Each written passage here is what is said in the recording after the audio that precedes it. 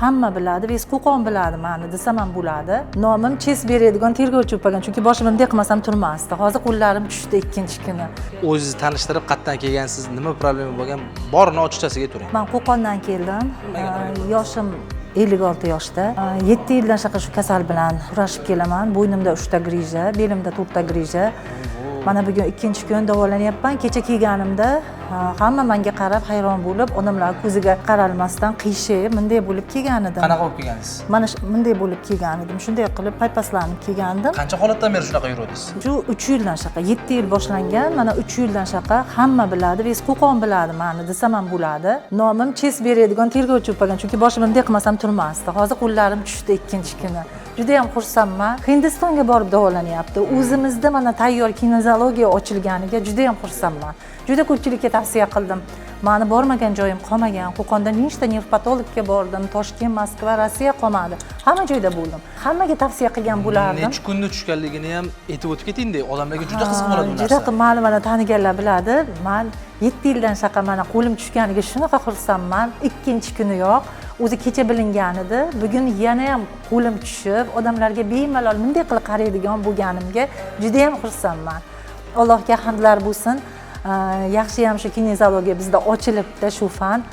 Suhbatilla Karimov ilohim tanijonlari sog' bo'lsin, umrlari uzoq bo'lsin, martabalari bundan-da ulug' bo'lsin ilohim.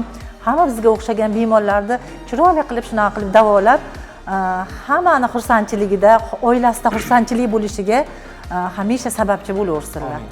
Ilohim sog' bo'lsinlar. Nimasi bilan sizni bu lecheniya hayratda qoldirdi? Menga birinchidan ukol yo'q, tabletka yo'q. Mana bu hozir ishonmaydigan tabletka. Retsept ukol dorilar yo'q. Yo'q, hech qanaqa.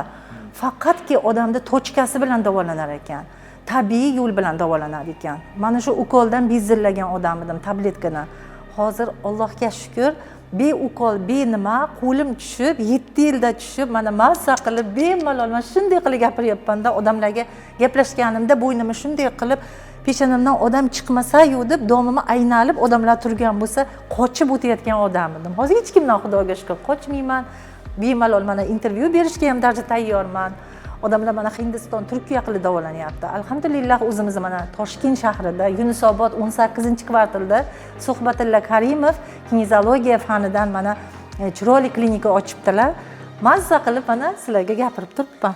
Allohga shukr. Uzoqligini bahona qilib, vaqtim yo'q, bir narsasini ro'kach qilib, qatnayotgan, ya'ni qatnamayotgan, o'ylab o'tirgan odamlarga siz qatgacha qatnayotganingizni ham aytib o'tib ketsangiz, odamlarga juda qiziq bo'ladi. Men Qo'qon shahridan qatnayapman. Ertalab 7 da yo'lga chiqaman, soat 10 da shetda bo'laman. 3 soat sog'likda oldida hech narsa emas.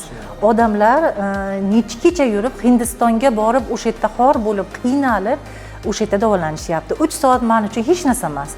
Sog'lik uchun 3 soat emas, 30 soat bo'lsa ham yurishga odam majbur bo'lib qoladi. Lekin Xudoga shukr, men qatnayman. Nima vaqtda qatnayman. Hammaga tavsiya ham qildim.